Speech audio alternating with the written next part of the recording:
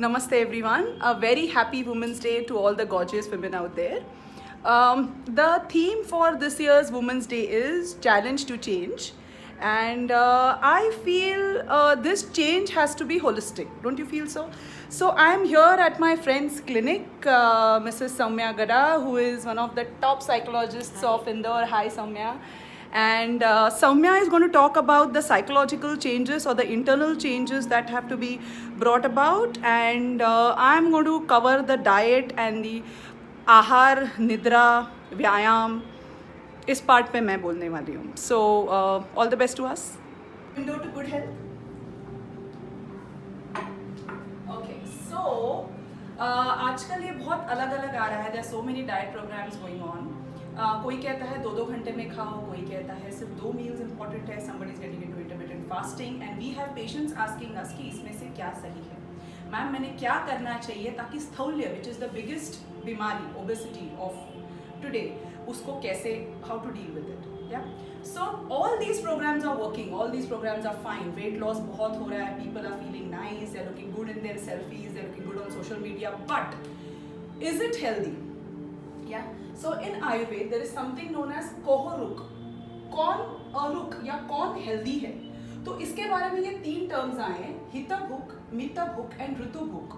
जो हितकर आहार खाता है, जो हितकर पदार्थ खाता है, जो मितभुक यानी करेक्ट क्वांटिटी में खाता है, और ऋतुभुक यानी जो ऋतु या सीजन के हिसाब से खाता है, इज द हेल्दी पर्सन. ठीक है. सो अभी इमीडिएटली नेक्स्ट क्वेश्चन आता है, जो करेक्ट क्वांटिटी में खाता है, तो what is the correct quantity? Can you measure it in cups? Can you measure it in katori, glasses, time wise? How do you decide that? So for that, कितना खाए is the first question. हर इंसान की भूख अलग है, ठीक है. You cannot generalize. So किस बात पे ये डिपेंड करता है? उसमें सबसे पहला पॉइंट आता है according to your body constitution और your prakriti. So according to Ayurveda there are 3 prakriti: कफ, पित्त एंड वात. सो इफ यू से कि 2-2 घंटे में कुछ खाते रहना चाहिए, तो मी बीइंग ऑफ कफ प्रकृति, मेरी अग्नि ऐसे ही बहुत मंद है, मेरा डाइजेशन बहुत लो है. I can not eat after every 2 hours. So is it right और wrong? It is wrong for me. But कोई पित्त प्रकृति वाला है, उसकी इतनी तीक्ष्णाग्नि रहती है, उसकी भूख, उसका डाइजेशन इतना स्ट्रॉन्ग रहता है कि he can not remain hungry for 7 to 8 hours और for 12 hours. So intermittent fasting इस प्रकृति के लिए गलत है. वात प्रकृति आर द पीपल जिनकी अनियमित भूख रहती है, कंसिस्टेंट नहीं रहती. कभी उनको भूख लगती है, वात काल में उनको ज्यादा भूख लग सकती है, कभी कम भूख लग सकती है. तो it all depends on your body constitution कि आपने कितना खाना खाना चाहिए. Should depend on your body constitution. Similarly it depends on the ऋतु और द सीजन. जैसे गर्मियों में या मॉनसून में, बारिश के दिनों में भूख कम हो जाती है. सर्दी के दिनों में, हेमंत ऋतु या दिसंबर, जनवरी, ये जो मंथ्स है, नवंबर, ये जो मंथ्स है, इसमें भूख इतनी ज्यादा लगती है कि उस इसमें इफ यू से कि आपको 3-4 घंटे का गैप रखना है, तो it is not possible and it is not healthy. Third is श्रम लेवल, कि आपके स्ट्रेस लेवल्स, स्ट्रेन लेवल्स कितने हैं, फिजिकल, मेंटल, बोथ. कोई अगर लेबर वर्क कर रहा है, मजदूरी कर रहा है, उसको अगर आप इंटरमिटेंट फास्टिंग सरी की चीजें बोलोगे या उसको आप बोलोगे कि खाने के बीच में इतना इतना गैप रख, तो doesn't work for him. So आपने कितना खाना खाना है depends on your body constitution. It is very specific to your body constitution, it is very specific to the season and it is very specific to your stress level. Then what has to be considered is the Pancha Mahabhutas or the 5 basic elements, which is पृथ्वी, आप, तेज, वायु, आकाश. ठीक है. जैसे आपकी body in पंचमहाभूता से बनी है, वैसे आपका आहार जो है वो भी पंचभौतिक रहता है.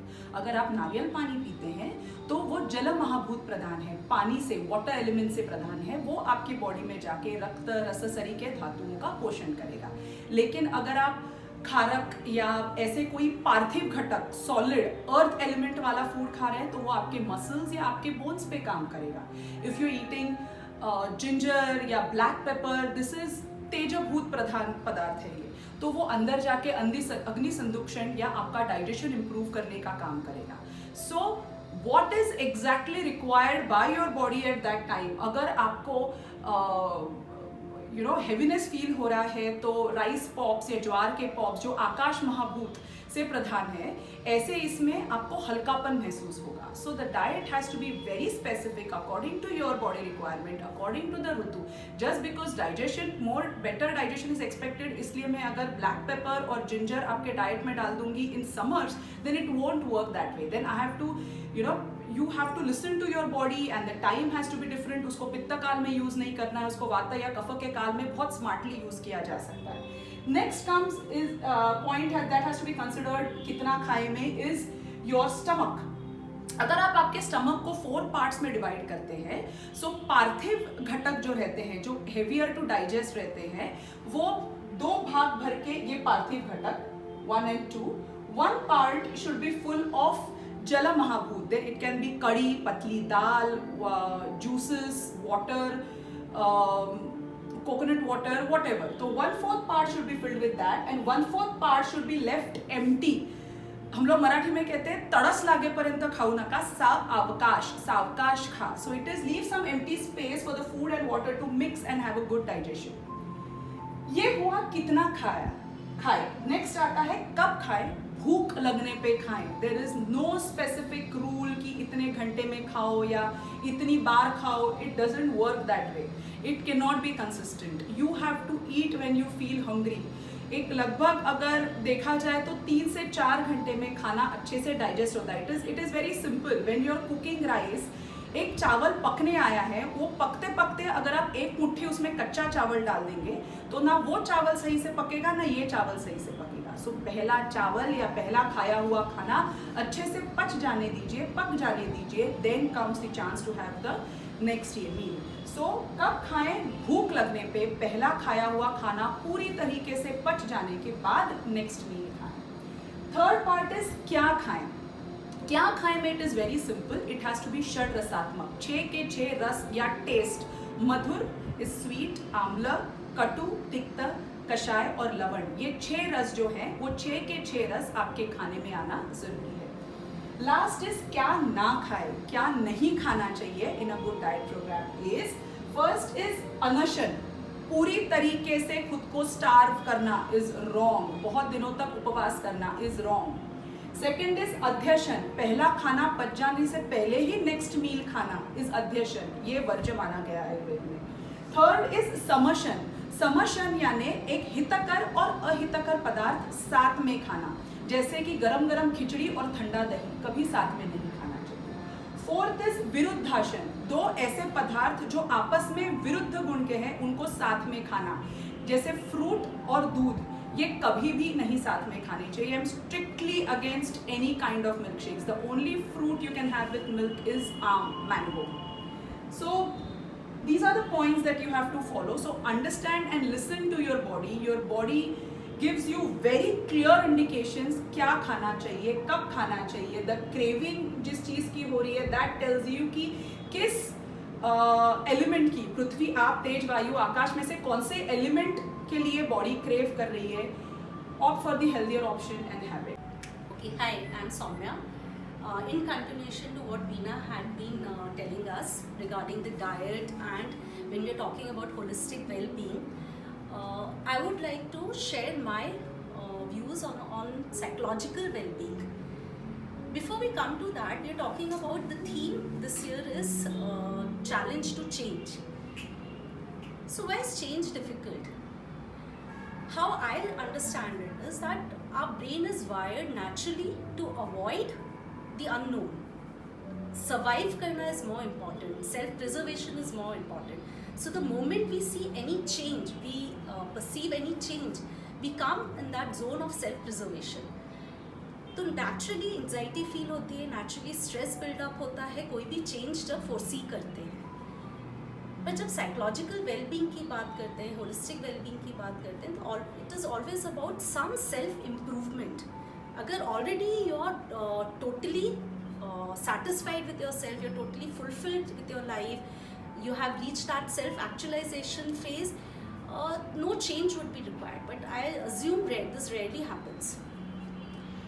So when we talk about psychological well-being, let us understand it with an example. Now if I ask you that pick a spot in your house, in your home where you feel most comfortable.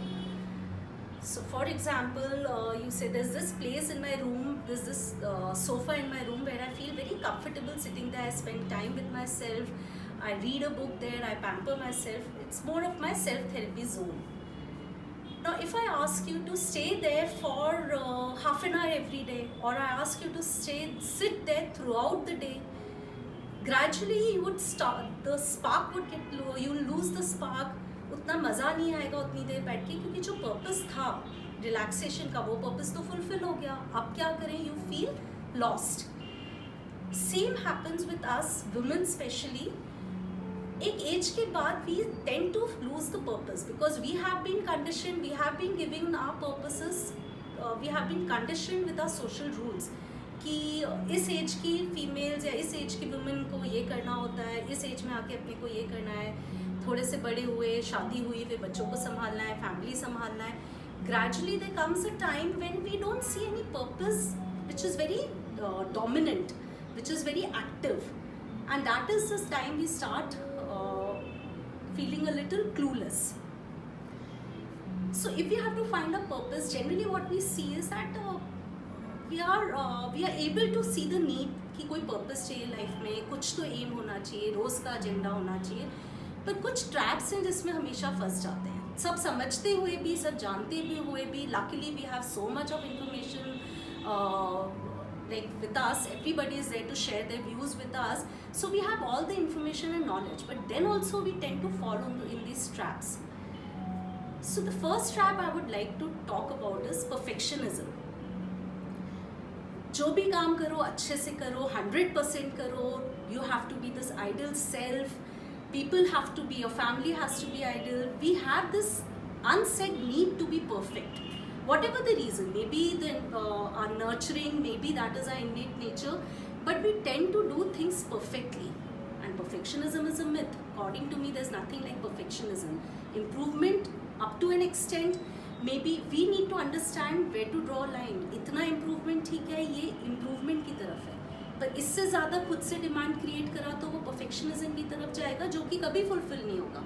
And unfulfilled, unresolved issues will always create some negative emotion.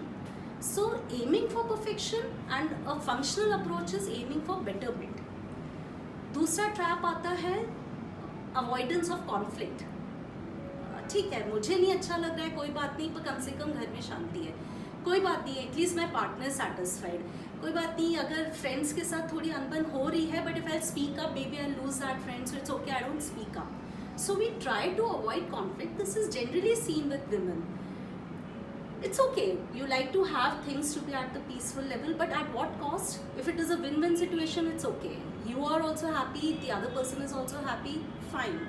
But the other person is happy, but somewhere you feel frustrated, that means it's a point to pause and reflect.